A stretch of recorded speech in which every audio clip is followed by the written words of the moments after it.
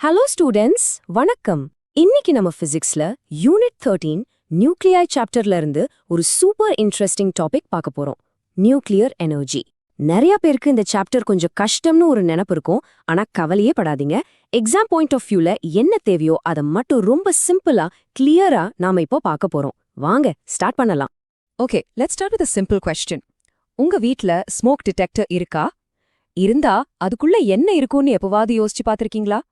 நம்ம சாதாரணமா ஒரு பேட்டரி இருக்கும், ஒரு சென்சர் இருக்கும்னு நினைப்போம். ஆனா உண்மையில அது ஆபரேட் பண்றது ஒரு பெரிய சயின்ஸ்.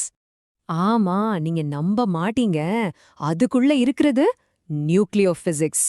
அமெரிஷியம் 241 அப்படிங்கிற ஒரு சின்ன ரேடியோ ஆக்டிவ் எலிமெண்ட் தான் அந்த ஸ்மோக்கை டிடெக்ட் பண்ண உதவுது.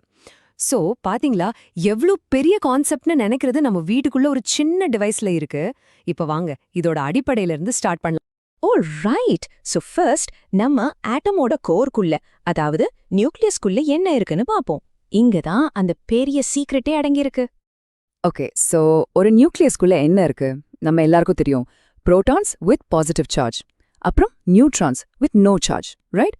நம்ம பேசிக் பிசிக்ஸ்ல என்ன படிச்சிருக்கோம்? Like charges repel. அப்படின்னா பாசிட்டிவும் ஒன்னா வச்சா அது விலகி போடும். கூலூம்ஸ்லாம் ஞாபகம் இருக்கா? அப்போ இவ்ளோ சின்ன ஒரு ஸ்பேஸ்க்குள்ள இவ்ளோ பாசிட்டிவ் சார்ஜ் புரோட்டான்ஸ் எப்படி ஒன்னா இருக்கு?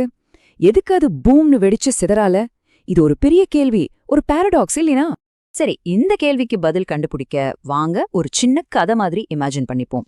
அந்த நியூக்ளியஸ ஒரு குட்டி கிரவுடட் ரூமா நினைச்சுக்கோங்க, ஓகேவா? இந்த ரூம்குள்ள இருக்கிற புரோட்டான்ஸ் எல்லாம் ஒருத்தருக்கு ஆகாத எனிமீஸ். எப்ப பாரு சண்டை போட்டு வெளியே போக தான் பாப்பாங்க. ஆனா அங்க அவங்க எல்லாரையும் சேர்த்து வைக்க ஒரு மிஸ்டீரியஸ் ஃப்ரெண்ட்ஷிப் ஃபோர்ஸ் இருக்கு. அந்த ஃபோர்ஸ் எவ்ளோ பவர்ஃபுல்னா, இவங்க எவ்ளோதான் சண்டை போட்டாலும் பிரிஞ்சு போக முடியாம ஒன்னாவே இருக்காங்க. அந்த ஃப்ரெண்ட்ஷிப் ஃபோர்ஸ்க்கு சயின்ஸ்ல ஒரு பேர் இருக்கு. அதுதான் ஸ்ட்ராங் நியூக்ளியர் ஃபோர்ஸ். சிம்பிளா சொல்லணும்னா, இந்த ஃபோர்ஸ் அந்த புரோட்டான்ஸோட ரிபல்ஷன் ஃபோர்ஸ் இருக்கே, அதை விட சுமார் 100 மடங்கு அதிகம் பவர்ஃபுல். ஆனா ஒரு கண்டிஷன், இது ரொம்ப ஷார்ட் ரேஞ்ச் ஃபோர்ஸ். நியூக்ளியஸோட சைஸ்குள்ள மட்டும்தான் வேலை செய்யும். பேசிக்லி இதுதான் அந்த நியூக்ளியஸை பிரியாம ஒட்டி வச்சிருக்கிற ஒரு சூப்பர் க்ளூ மாதிரி. ஓகே, இப்போ நியூக்ளியஸ் எப்படி ஒன்னா இருக்குன்னு புரிஞ்சது. வாங்க அடுத்த மிஸ்ட்ரிக்கு போவோம். அது என்னன்னா, the mystery of missing mass. ஆமா, காணாம போன மாஸ பத்தி தான் பார்க்க போறோம். இதுவும் ஒரு ஆச்சரியமான விஷயம்தான். இப்போ நீங்க ஒரு நியூக்ளியஸை எடுத்து அதுக்குள்ள இருக்கிற புரோட்டான்ஸ் அண்ட் நியூட்ரான்ஸை தனித்தனியா வே பண்றீங்க. அப்புறம் அந்த மொத்த நியூக்ளியஸை வே பண்றீங்க. லாஜிக் படி ரெண்டும் சேமா இருக்கணும் இல்லையா? ஆனா என்ன ஆகும் தெரியுமா? The whole nucleus weighs less than its parts. அதாவது கொஞ்சம் மாஸ் காணாம போயிடுச்சு. எங்க போச்சு அந்த மாஸ்? இந்த டிஃபரன்ஸ்க்கு சயின்ஸ்ல ஒரு பேரு வச்சிருக்காங்க. அதுதான் மாஸ் டிஃபெக்ட். சிம்பிளா சொல்லணும்னா delta M.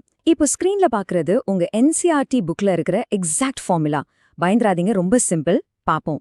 Delta M is equal to, அந்த ஃபர்ஸ்ட் பிராக்கெட்ல ZMP plus A minus ZMN இருக்கு. இது ஒன்றும் இல்ல. Zனா நம்பர் ஆஃப் புரோட்டான்ஸ், MPனா mass of one proton. So ZMPனா total mass of all protons. அதே மாதிரி A minus Zனா நம்பர் ஆஃப் நியூட்ரான்ஸ், MNனா mass of one neutron. So அந்த பிராக்கெட் என்ன சொல்லுதுன்னா, தனித்தனியா இருக்கிற எல்லா பார்ட்டிகிள்ஸோட டோட்டல் மாஸ். இதிலிருந்து நம்ம அந்த ஆக்சுவல் நியூக்ளியஸோட மாஸ் எம்மா மைனஸ் பண்றோம். வர அந்த சின்ன டிஃபரன்ஸ் அதுதான் மாஸ் டிஃபெக்ட். ஓகே, இப்போ ரொம்ப ரொம்ப முக்கியமான ஒரு பாயிண்ட் நல்லா கவனிச்சுக்கோங்க. அந்த மிஸ்ஸிங் மாஸ் அது உண்மையிலே காணாம போகல, அது அழியவும் இல்ல. அது என்ன ஆச்சுன்னா, இட்ஸ் கன்வெர்டட் இன்டு எனர்ஜி. ஆமா, மாஸ் எனர்ஜியா மாறி இருக்கு. இதுதான் நியூக்ளியர் பிசிக்ஸோடைய ஃபவுண்டேஷன். சோ மாஸ் எப்படி எனர்ஜியா மாறும்? இதுக்கு பதில் சொன்னதுதான் the one and only Albert ஐன்ஸ்டைனோட world famous equation, E equals mc². இந்த ஈக்குவேஷன் என்ன சொல்லுதுன்னா, மாஸும் எனர்ஜியும் வேற வேற இல்ல. They are two sides of the same coin. மாஸை எனர்ஜியா மாத்தலாம், எனர்ஜியா மாஸா மாத்தலாம். சரி, இப்போ அந்த மாஸ் கன்வெர்ட் ஆன எனர்ஜி என்ன பண்ணுது? அது எங்க போகுது? வெல், அதுதான் நம்ம நியூக்ளியஸோட க்ளூவா மாறுது. வாங்க அத பத்தி இன்னும் கொஞ்சம் டீடைலா பாப்போம். அந்த எனர்ஜிக்கு ஒரு ஸ்பெஷல் பேர் இருக்கு. அதுதான் பைண்டிங் எனர்ஜி, சிம்பிள் EB.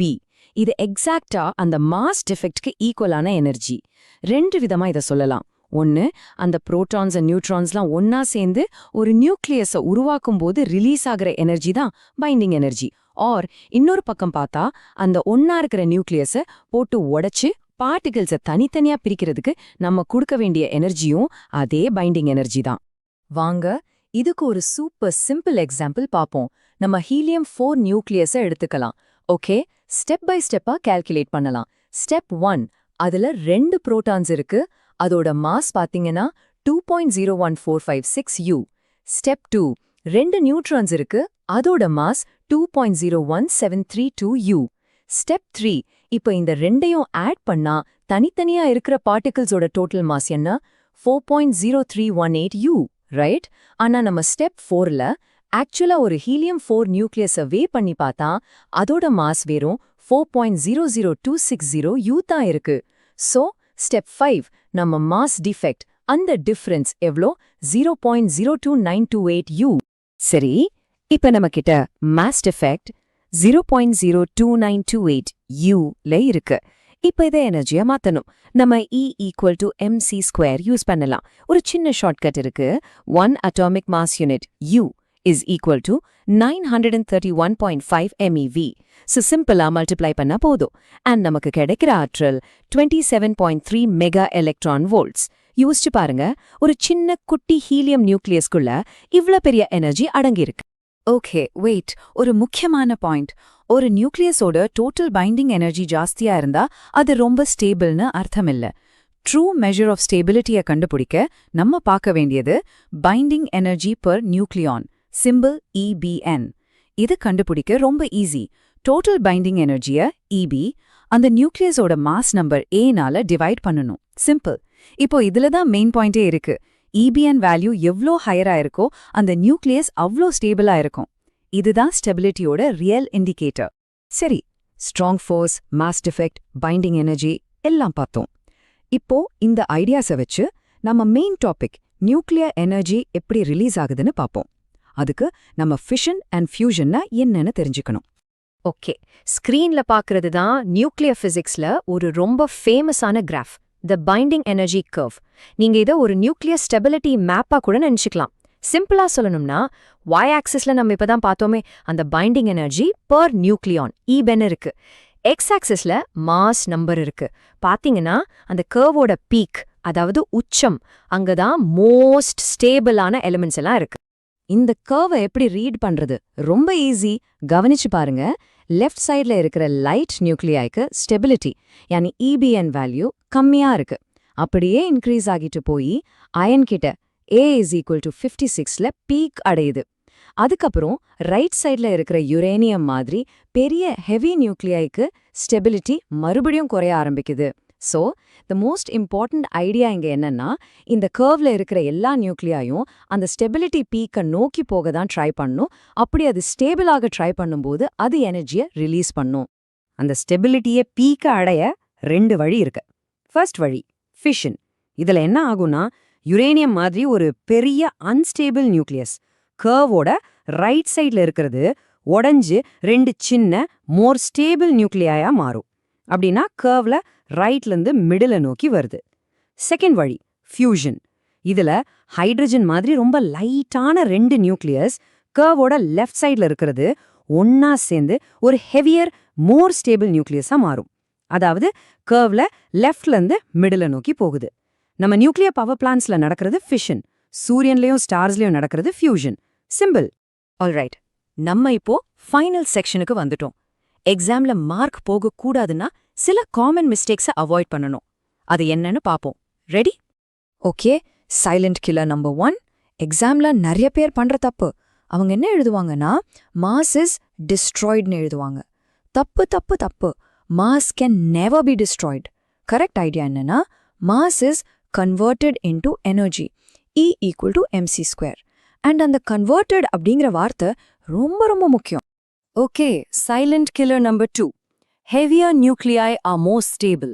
இந்த மாதிரி ஒரு ஸ்டேட்மெண்ட் கரெக்டா? கண்டிப்பா இல்ல. அதுவும் ஒரு காமன் மிஸ்கன்செப்ஷன். நம்ம பைண்டிங் எனர்ஜி கர்வ்ல என்ன பார்த்தோம்? ஸ்டேபிலிட்டி அயன் 56 கிட்ட தான் பீக் ஆகுது. அதை விட பெரிய ரொம்ப ஹெவியான nuclei like uranium are actually unstable. மறந்துடாதீங்க. சரி, இப்போ மொத்தத்துல ஒரு குவிக் சம்மரி. இந்த பாயிண்ட்ஸை மட்டும் மைண்ட்ல வச்சுக்கோங்க, எக்ஸாம்க்கு போதும். Number 1, strong nuclear force. இதுதான் நியூக்ளியஸோட க்ளூ. Number 2 mass defect. இதுதான் எனர்ஜியா கன்வெர்ட் ஆகுற mass based on E = mc². Number 3 binding energy per nucleon. இதுதான் ஸ்டெபிலிட்டியோட ட்ரூ மெஷர். நம்பர் 4 ஃபிஷன், பெரிய நியூக்ளியஸ் உடையாறது. நம்பர் 5 ஃபியூஷன், சின்ன நியூக்ளியஸ் சேர்றது. எவ்ளோதான். இந்த கான்செப்ட்ஸை நல்லா புரிஞ்சுக்கிட்டாலே எக்ஸாம்ஸ்ல சூப்பரா ஸ்கோர் பண்ணலாம். All the best student.